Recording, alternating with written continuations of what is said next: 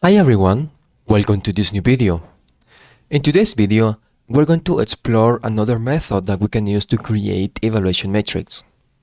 So in previous videos, we saw how to use evaluation metric class to create evaluation metric objects.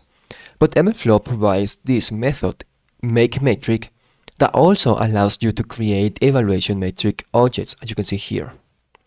So let's use this method to create a new custom metric. And for this video, I'm going to create a random metric. This is the evaluation function under which I'm going to implement the logic for my random metric. And in this case, I'm just returning a random value.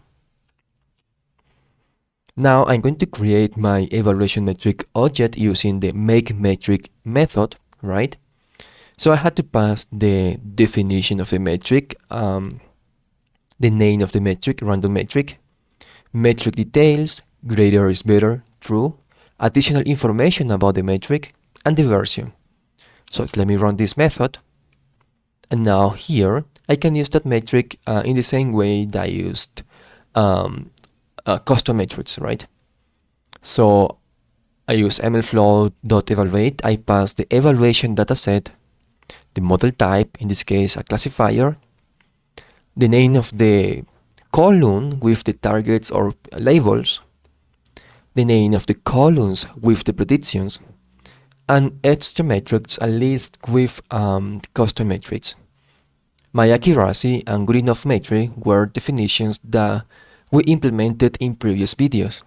And here I am also passing my random metric. So let me run this. And now let me access the metrics dictionary from the results object. So here we can see all the metrics that MLflow calculates for classifiers by default. And here we can see the custom metrics, custom accuracy, good enough, and random metric, which is just a random value. So in today's video, we saw how to use the makeMetric method to create evaluation metric objects. Well, that's all for this video. Thanks for watching it and see you next time.